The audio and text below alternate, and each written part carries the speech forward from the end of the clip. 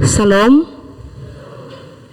Ya baik Bapak Mama, saudara terkasih dalam Tuhan Yesus Kristus, kita akan belajar firman Tuhan pagi hari ini. Tapi sebelum itu saya ingin kita melihat satu gambar ini.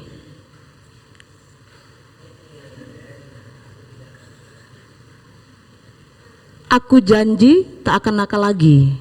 Kalau aku nakal lagi, nanti aku janji lagi. Itu ya.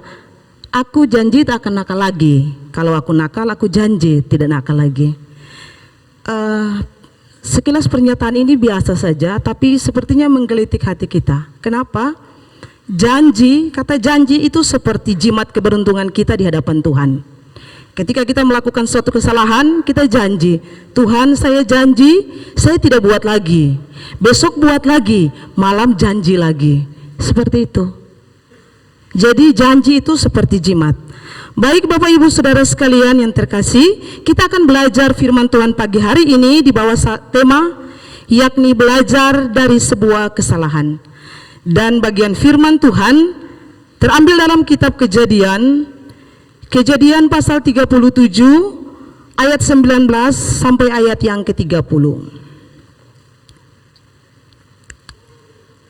Kejadian pasal 37 ayat 19 sampai ayat yang ke-30. Kata mereka seorang kepada yang lain, lihat tukang mimpi kita itu datang. Sekarang marilah kita bunuh dia dan kita lemparkan ke dalam salah satu sumur ini. Lalu kita katakan seekor binatang buas telah menerkamnya, dan kita akan lihat nanti bagaimana jadinya mimpinya itu. Ketika Ruben mendengar hal ini, ia ingin melepaskan Yusuf dari tangan mereka. Sebab itu katanya, jangan kita bunuh dia. Lalu kata Ruben kepada mereka, jangan tumpahkan darah, lemparkanlah dia ke dalam sumur yang ada di padang gurun ini, tetapi janganlah apa-apakan dia. Maksudnya hendak melepaskan Yusuf dari tangan mereka dan membawanya kembali kepada ayahnya. Baru saja Yusuf sampai kepada saudara-saudaranya, mereka pun menanggalkan jubah Yusuf, jubah maha indah yang dipakainya itu, dan mereka membawa dia dan melemparkan dia ke dalam sumur. Sumur itu kosong, tidak berair. Kemudian duduklah mereka untuk makan. Ketika mereka mengangkat muka, kelihatanlah kepada mereka suatu kafilah orang Ismail datang dari Gilead dengan untanya dan membawa damar, balsam dan damar ladan. Dalam perjalanannya mengangkut barang-barang itu ke Mesir. Lalu kata Yehuda kepada saudara-saudaranya itu, apakah untungnya kalau kita membunuh adik kita itu dan menyembunyikan darahnya? Marilah kita jual dia kepada orang Ismail ini, tetapi janganlah kita apa-apakan dia, karena ia saudara kita, darah daging kita. Dan saudara-saudaranya mendengarkan perkataannya itu. Ketika ada saudagar-saudagar Midian lewat, Yusuf diangkat ke atas dari dalam sumur itu, kemudian dijual kepada orang Ismail itu dengan harga 20 sikal perak. Lalu Yusuf dibawa mereka ke Mesir. Ketika Ruben kembali ke sumur itu, ternyata Yusuf tidak ada lagi di dalamnya. Lalu dikoyakannya bajunya, dan kembalilah ia kepada saudara-saudaranya dan katanya, anak itu tidak ada lagi, kemanakah aku ini? Bapak Mama terkasih, ketika kita lihat Kejadian pasal 37 dari ayat 12 sampai ayat yang ke-36, itu berbicara tentang Yusuf dijual ke Mesir. Dan dari perikop ini ada beberapa tokoh yang disebutkan di dalam topik ini. Misalkan Yusuf sebagai tokoh utama, lalu juga ada disebutkan Yakub, lalu disebutkan juga Ruben, lalu disebutkan juga Yehuda, dan secara umum saudara-saudara Yusuf. Tapi pagi ini kita tidak akan belajar dari tokoh Yusuf. Kita akan belajar dari salah satu tokoh yang lain yang juga berperan penting dalam kisah dijualnya Yusuf ke Mesir ini. Dan kita akan belajar tentang Ruben. Di ayat 21-22, kemudian di ayat 23 sampai ayat 30, itu 4 ayat tapi berbicara tentang Ruben. Bagaimana peranan Ruben ketika saudara-saudara Yusuf ingin membunuh Yusuf. Kalau kita lihat rencana awal daripada saudara-saudara Yusuf bukan menjual. Rencananya adalah membunuh Yusuf. Tapi ketika Ruben mendengar hal ini sebagai kakak sulung, dia menasihati. Dia memberikan nasihat supaya apa? Supaya saudara-saudara ini tidak membunuh, tapi membuang Yusuf ke salah satu sumur yang ada di sekitar padang gurun itu. Jadi kita lihat bahwa reaksinya Ruben ketika saudara-saudaranya ini ingin membunuh Yusuf, terlihat bahwa Ruben baik, di mana dia melarang saudara-saudaranya untuk tidak membunuh Yusuf. Dan pagi ini kita akan belajar tentang Ruben ini. Ada hal-hal yang bisa kita lihat yang menjadi pelajaran bagi kita tentang Yusuf, tentang Ruben ini. Bapak mama saudara sekalian, ada beberapa ayat Alkitab yang bicara tentang Ruben. Tidak semua secara detail firman Tuhan bicara tentang Ruben seperti kisah tentang Yusuf yang dibicarakan secara detail. Tapi kita bisa lihat bahwa Ruben ini punya satu kasus yang sangat besar, di mana dia berzina dengan ibunya Bilha. Itu di dalam Kejadian 35 ayat yang ke-22. Di sana dikatakan ketika Israel diam di negeri ini, terjadilah bahwa Ruben sampai tidur dengan Bilha, gundik ayahnya, dan kedengaranlah hal itu kepada Israel. Jadi ada satu catatan besar yang Alkitab catat, sekalipun itu hanya satu ayat, itu bicara tentang bagaimana Ruben melakukan persinahan dengan ibu tirinya. Dan bagian terakhir dari ayat 22 dari pasal 35, kedengaran hal itu kepada Israel. Ini maksudnya bukan ketika Yakub mendengar hal itu dia diam-diam saja atau tenang saja, tidak. Begitu dia mengalami kesedihan yang luar biasa. Mengapa? Anak sulungnya ini melakukan sesuatu yang mencoreng namanya sendiri. Dia orang yang begitu takut akan Tuhan, tetapi anaknya sendiri, anak sulungnya bisa melakukan dosa yang besar, berzina dengan istrinya sendiri. Mungkin pada saat itu Ruben berusaha untuk sembunyi, tapi Alkitab katakan hal itu kedengaran juga oleh Israel. Artinya di sini bahwa ada banyak hal ketika hal-hal jahat kita lakukan, kita berusaha untuk sembunyi. Tapi bagaimanapun kita sembunyi, kalau itu jahat, suatu saat pasti kejahatan itu terungkap juga.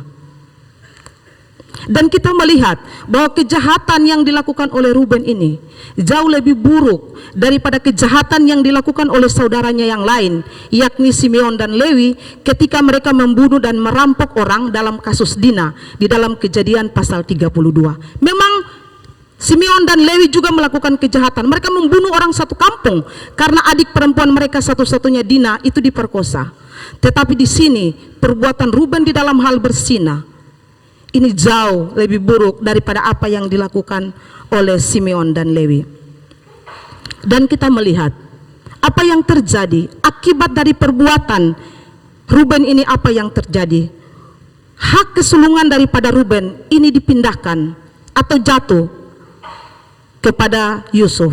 Dan juga bukan hanya itu, tetapi juga Ruben ini dikutuk sehingga sukunya, dari suku Ruben, dari semua suku Rubenlah suku yang paling kecil. Di dalam Kejadian pasal 49 ayat 34 dikatakan di sana, Ruben, engkaulah anak sulungku, kekuatanku dan permulaan kegagahanku. Engkaulah yang terutama dalam keluhuran, yang terutama dalam kesanggupan. Engkau yang membual sebagai air, tidak lagi engkau yang terutama. Sebab engkau telah menaiki tempat tidur ayahmu. Waktu itu engkau telah melanggar kesuciannya. Dia telah menaiki petiduranku. Lalu di dalam Ulangan pasal 33 ayat yang ke-6, biarlah Ruben hidup dan jangan mati, tetapi biarlah orang-orangnya sedikit jumlahnya. Jadi ini akibat daripada perbuatan yang Ruben lakukan, dosa yang Ruben lakukan di hadapan Tuhan. Kita kembali lagi kepada teks kita. Pagi hari ini ada beberapa hal kita lihat tentang perjalanan Ruben dari satu peristiwa di mana dia memalukan, dia mempermalukan dirinya sendiri di hadapan saudara-saudaranya. Dia mempermalukan ayahnya di dalam kasus persinahan. Tetapi di dalam pasal 37 nama Ruben ini kembali muncul lagi. Dan ada beberapa hal, minimal dari 4 ayat ini, ada beberapa hal yang bisa kita pelajari dari Ruben. Yang pertama yang bisa kita lihat berdasarkan teks adalah Ruben hanya memberikan setengah pertolongan kepada Yusuf. Hal pertama yang kita belajar dari Ruben, yakni Ruben hanya memberikan setengah pertolongan kepada Yusuf. Kita lihat ayat 21 dan ayat yang ke-22. Ketika Ruben mendengar hal itu, ia ingin melepaskan Yusuf dari tangan mereka sebab katanya, "Janganlah kita bunuh dia." Lagi kata Ruben kepada mereka, "Janganlah tumpahkan darahnya, lemparkan dia dalam sumur yang ada di padang gurun ini, tetapi jangan apa-apakan dia." Maksudnya hendak melepaskan Yusuf dari tangan mereka dan membawanya kembali kepada ayahnya. Kita perhatikan di ayat 22. Ruben memberi nasihat kepada saudara-saudaranya. Pertama, dia memberi nasihat supaya kalau bisa jangan membunuh Yusuf. Tidak baik, dia saudara kita. Jangan kita apa-apakan dia, jangan kita bunuh dia. Itu nasihat Ruben kepada saudara-saudaranya. Tapi coba kita baca dari ayat 21-22. Seharusnya kalau ayat 21 dia memberi nasihat untuk tidak boleh membunuh Yusuf. Kalau begitu lanjut ayat 22, sebenarnya nasihatnya atau tindakannya dia harus membawa Yusuf pulang kepada ayahnya. Tapi aneh, ayat 21 dia memberikan nasihat yang begitu baik, tetapi ayat 22 dia memberikan saran yang berbeda. Jangan bunuh, tapi apa? Lemparkan dia ke dalam sumur ini. Sebenarnya kalau lihat secara umum, ketika Ruben memberikan nasihat kepada saudara-saudaranya, jangan membunuh dia, tapi ketika solusi diberikan juga tidak kalah buruknya dengan jangan membunuh dia. Tidak membunuh itu lebih buruk, tetapi melemparkan dia ke dalam sumur itu juga hal yang buruk. Jadi membunuh itu paling buruk, kalau kita bilang membunuh itu paling buruk, melemparkan ke dalam sumur itu kurang buruk, gitu. Jadi di sini kita lihat Ruben hanya menghindari dari kejahatan yang besar kepada kejahatan yang kurang besar. Dari tidak membunuh kepada hanya melemparkan ke dalam sumur. Di sini kita melihat di ayat 21 seolah-olah nasihat, seolah-olah pertolongan Ruben itu luar biasa ketika hal itu akan terjadi. Tapi sebenarnya di ayat 22 tidak menunjukkan bahwa nasihat ayat 21. Seharusnya ketika dia memberikan nasihat untuk tidak membunuh, dia harus bertindak untuk menyelamatkan Ruben dan langsung membawa pulang kepada ayahnya. Itu sesuai dengan ayat 21. Tapi itu tidak. Di ayat 22 saran yang lain dia berikan. Jadi di sini kita melihat bahwa memang dia berikan pertolongan, tapi hanya setengah pertolongan saja yang dia berikan kepada Yusuf. Kalau kita bandingkan dengan kisah yang lain, seperti kisah orang Samaria yang murah hati, Lukas pasal 10 ayat 34-35, ini dikatakan begini, ia pergi kepadanya lalu membalut luka-lukanya sesudah ia menyiraminya dengan minyak dan anggur. Kemudian ia menaiki orang itu ke atas keledai tunggangannya sendiri, lalu membawanya ke tempat penginapan dan merawatnya.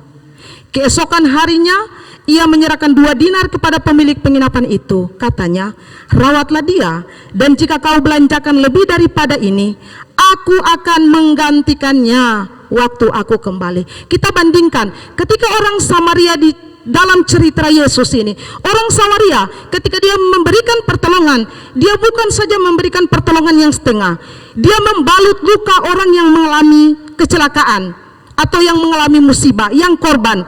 Bukan saja dia membalut luka, tapi dia membawa ke tempat penginapan. Bukan saja dia berhenti sampai ke tempat penginapan seperti orang Kupang, habis taruh lu, terserah, hubungi lu pun keluarga, ambil sendiri. sonde. Dia tidak lakukan itu.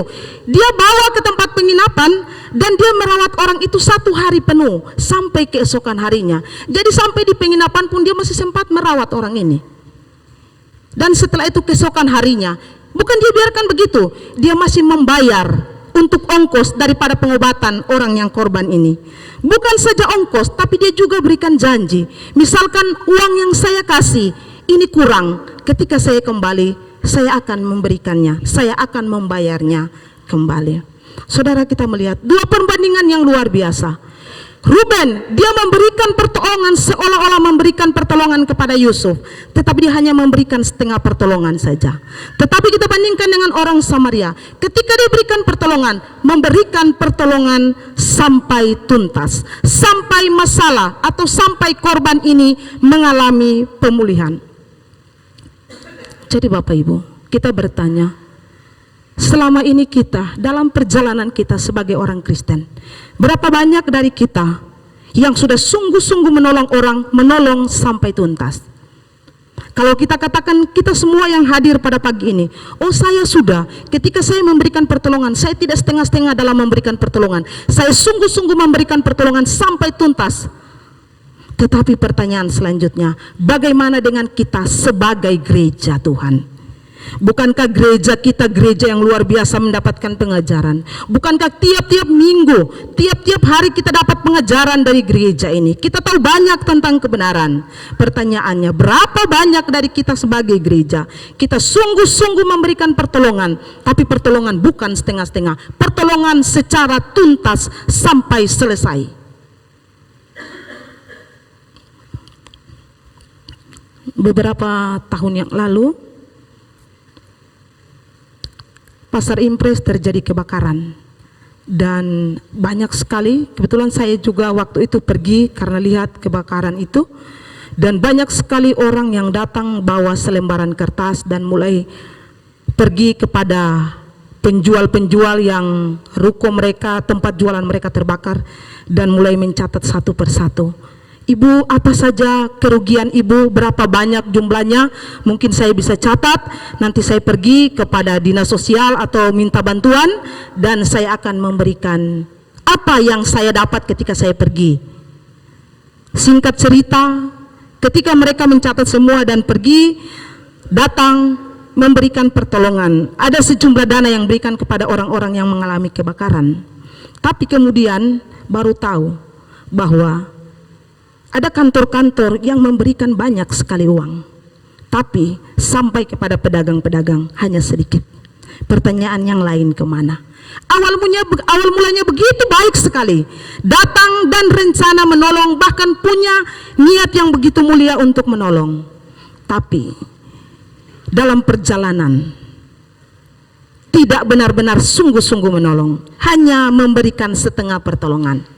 Uangnya hanya diberikan setengah saja, yang lainnya masuk kantong.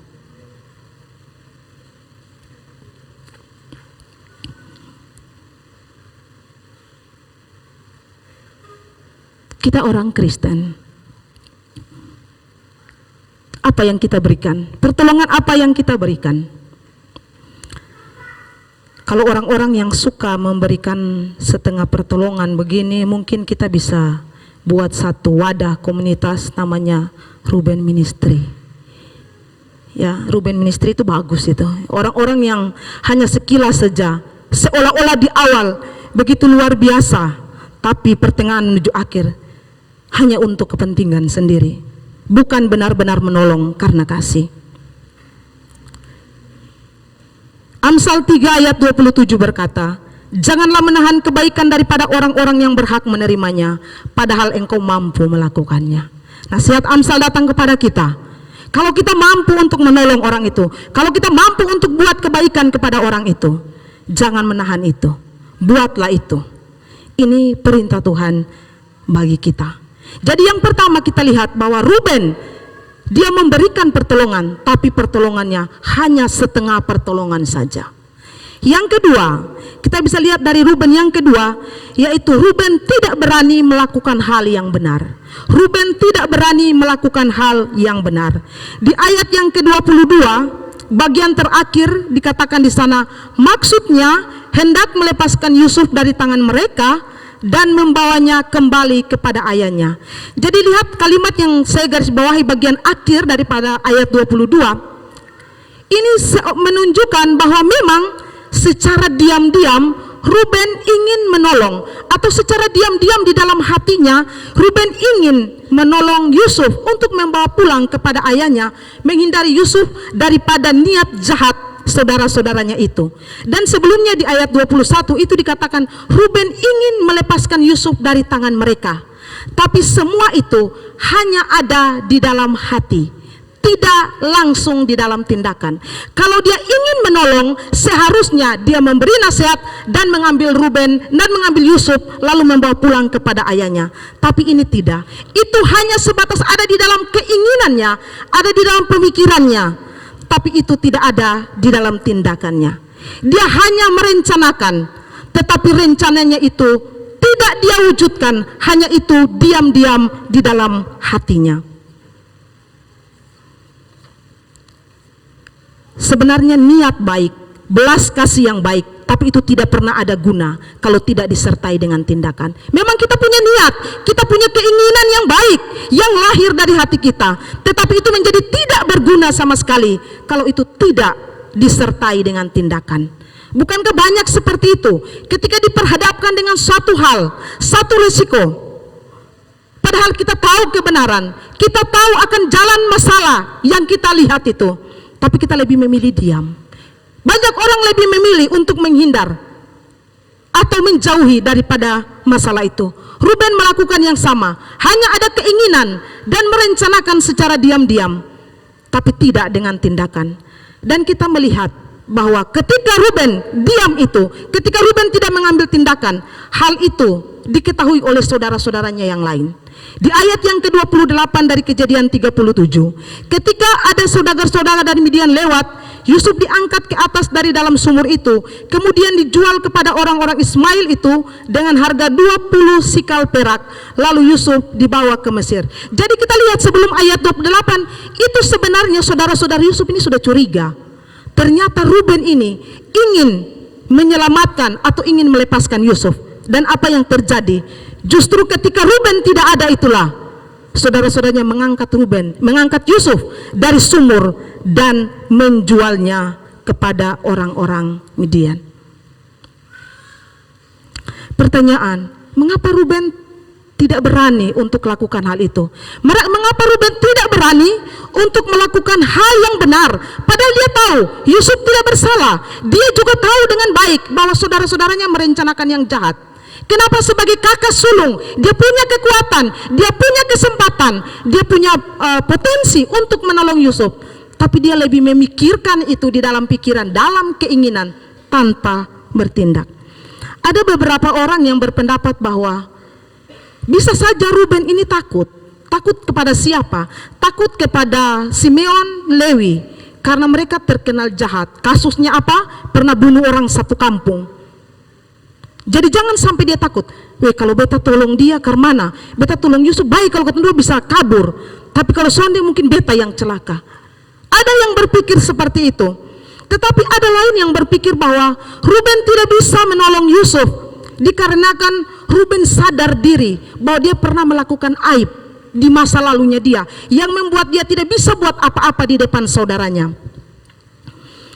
Ada satu komentar dari penulis buku Samin Situhang. Samin Situhang ini dia penulis buku kasus-kasus dalam Perjanjian Lama. Dia punya komentar terhadap Ruben ketika Ruben tidak mampu, ketika tidak berani secara tegas untuk menolong Yusuf. Dia berikan komentar begini: dosa persinahan itulah yang selalu menuduh hati nurani Ruben dalam setiap tindakannya. Akibatnya dapat dipastikan bahwa perbuatan tidak senonoh itu tentu memberikan citra buruk baginya kepada semua anggota keluarga Yakub. Nilai Ruben secara spontan merosot dalam hati adik-adiknya yang secara usia tidak jauh berbeda dari Ruben. Kalau tadinya dia dihormati dan ditaati, saat itu tidak lagi. Jadi seandainya Ruben berkata tegas kepada adik-adiknya untuk tidak mencelakai Yusuf, besar kemungkinan ketiga adiknya, Simeon, Lewi, dan Yehuda akan berkata, Sejak kapan si pesina ini memiliki rasa tanggung jawab?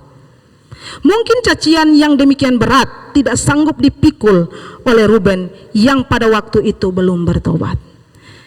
Jadi ada yang berpandangan seperti itu. Dosa yang mengikat dia di masa lalu membuat dia bertindak benar, itu menjadi satu pemikiran besar bagi dia.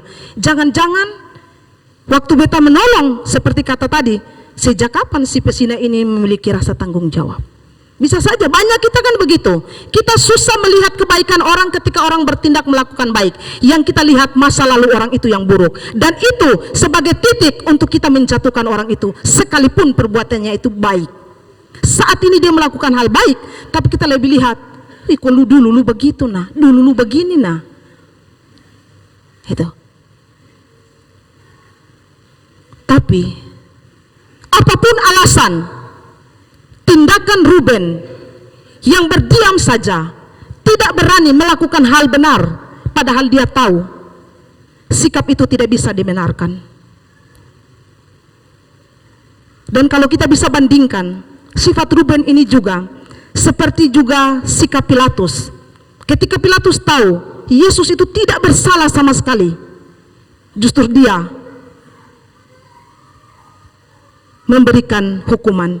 Lukas pasal 23 ayat 4 dan ayat 24 berkata demikian. Kata Pilatus kepada imam-imam kepala dan seluruh orang banyak itu, aku tidak mendapati kesalahan apapun pada orang ini. Tapi ayat 24, lalu Pilatus memutuskan supaya tuntutan mereka dikabulkan.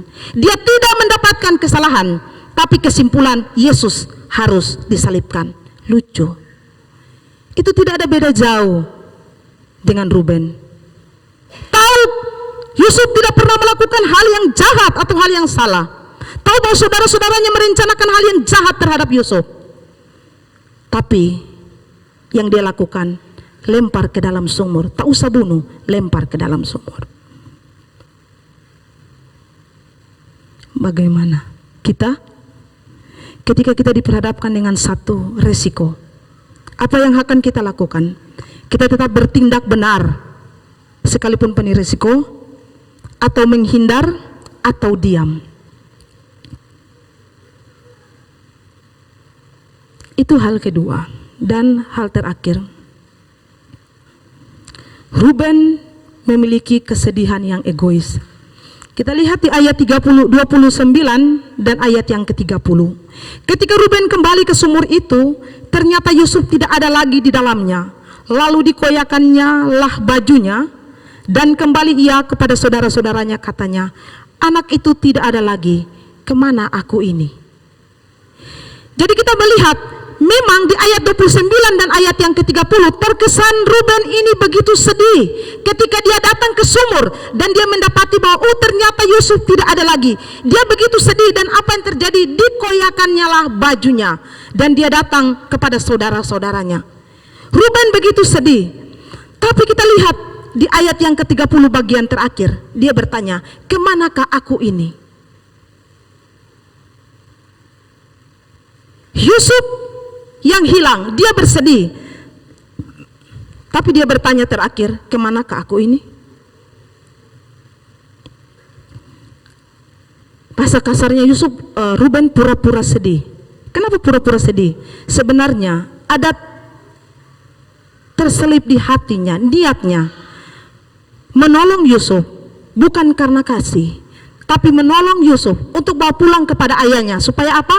Supaya ayahnya memberikan kepercayaan lagi. Tadi dia melakukan dosa perzinahan dan hilang kepercayaan dari ayahnya. Sekarang dia berjuang supaya apa? Dalam hal ini, apalagi Yusuf anak kesayangan daripada Yakub, ketika dia menyelamatkan dan bawa, mungkin saja dia bisa dipercaya lagi oleh ayahnya.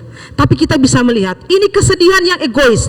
Ketika dia bersedih, tapi bukan sedih karena benar-benar kehilangan adiknya, bukan sedih karena dia mengasihi adiknya dan dia ingin menolong adiknya, tetapi nyatanya dia datang dan tidak mendapatkan Yusuf lagi. Bukan seperti itu.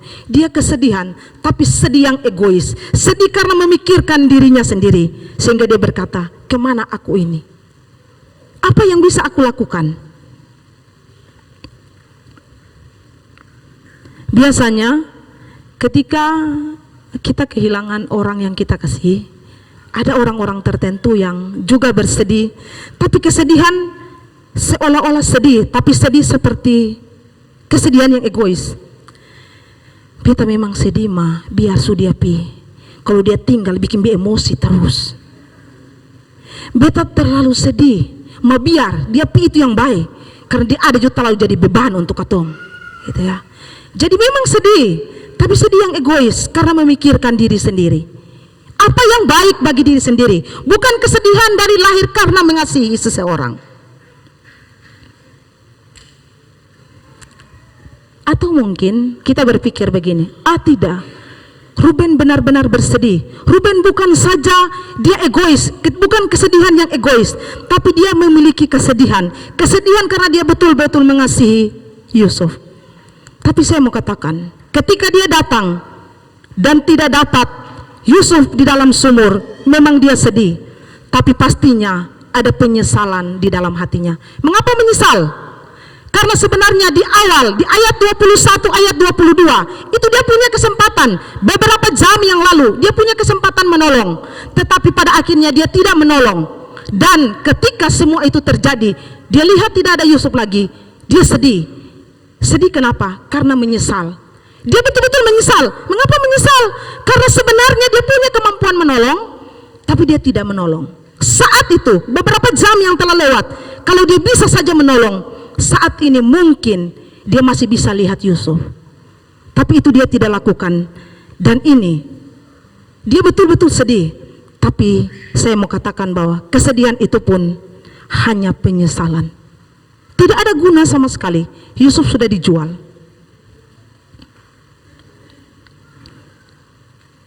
Biasanya kita begitu ya, menyesal kalau sesuatu sudah terjadi. Tapi tahu-tahunya situasi seperti itu pada awalnya kita tahu. Kita bisa melakukan hal yang baik ketika menghadapi situasi itu. Dan setelah lewat, kita lebih menyesal. Menyesal kenapa? Tadi kalau seandainya bikin begini, mungkin sonde begini. Ya. Kita tidak lihat dari keseluruhan bahwa itu memang ketetapan Allah. Memang secara keseluruhan firman Tuhan kita mengakui bahwa memang ketetapan Allah seperti itu. Tapi kita melihat dari sisi Ruben, kalau dia menyesal atas apa yang sudah terjadi, seharusnya tadi dia bisa melakukannya. Tapi penyesalan pun sudah terlambat, ya. Ada satu syair nostalgia lama, terlambat sudah terlambat, semua telah berlalu. Ruben menyesal, iya dia menyesal, tapi penyesalan sudah terlambat. Kalau dia bisa menolong, mungkin Ruben tidak dijual, tapi dia tidak melakukan itu. Atau dalam hal lain, banyak hal kita merasa menyesal karena seharusnya kita bisa lakukan, kita bisa menolong, tapi kita tidak memilih untuk melakukannya. Dan mungkin ada penyesalan. Tapi saya mau lihat bahwa ada satu penyesalan yang menurut saya penyesalan itu luar biasa. Ketika kita tidak lakukan itu, kita sungguh-sungguh akan menyesal. Yaitu ketika kita lihat orang yang kita kasihi, orang yang kita sayangi mati dalam dosa dan tanpa pengharapan.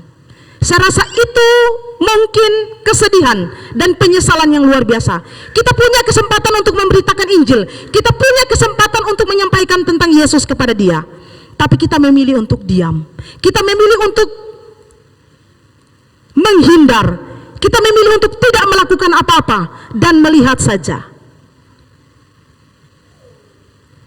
Suatu saat kita akan menyesal. Saya punya kebenaran tentang Kristus dan saya yakin dia belum selamat. Tapi kenapa dulu beta sudah beritakan Injil? Kalau beta beritakan Injil saja, mungkin sekarang dia ada di surga. Ya. Kalau kita baca di Facebook tulisan Bapak Pendeta Esra, ketika beliau memberitakan Injil kepada almarhum daripada ibu saudaranya Neni, ibunya Neni, setelah memberitakan Injil, beliau menulis satu kesaksian yang luar biasa bagus. Mungkin kita baca, saya ingin tampilkan sedikit lagi dengan tema hampir saja terlambat, sebuah kesaksian. Beliau katakan begini, ada duka cita di satu sisi, tetapi ada sukacita di sisi yang lain karena jiwanya pasti diselamatkan. Dan bersyukur hampir saja beta terlambat, seandainya tadi malam beta masih menunda lagi ke sana.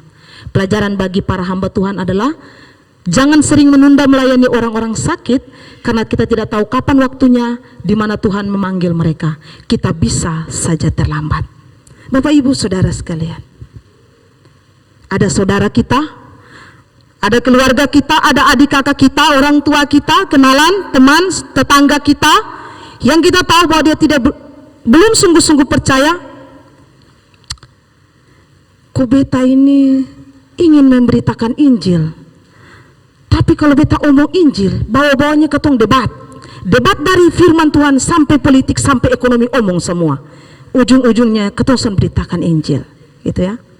Atau ada lagi yang lain, beta ingin injili orang, tapi bawahnya beta khotbah dari Kejadian sampai Waktu, ayat semua beta omong habis. Akhirnya Injil, inti Injil beta sudah sampaikan, beta khotbah di dia. Ada yang begitu? Atau ada yang katakan, beta ini mulut mati kalau omong Injil, tapi kalau omong orang sonde, gitu ya. Kalau omong orang sonde, kalau omong Injil mulut mati. Bapak Ibu, ini saya promosi sedikit. Di gereja kita punya penginjil jalanan, Bapak Ibu.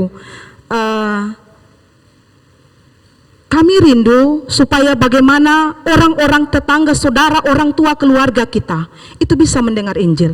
Atau Bapak Ibu punya kerinduan untuk memberitakan Injil, tapi tidak tahu bagaimana cara. Kami bisa melatih Bapak Ibu, sehingga Bapak Ibu juga bisa memberitakan Injil, sehingga Bapak Ibu tidak terlambat, seperti kesaksian Bapak Pendeta Ezra.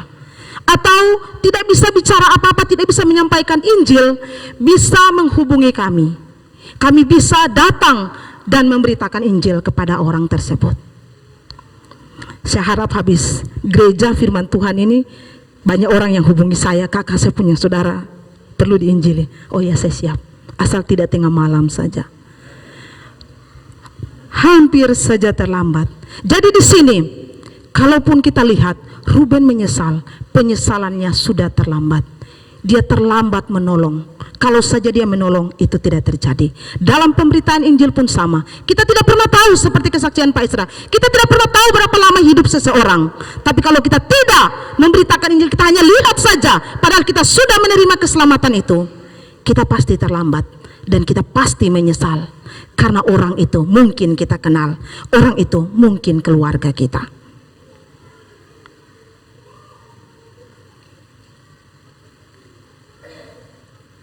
Mungkin ada yang bilang, tapi firman Tuhan tidak bilang kita semua jemaat Tuhan beritakan Injil. Sekali lagi, nats pembimbing kita di awal, jika seorang tahu berbuat baik tapi ia tidak melakukannya, ia berdosa.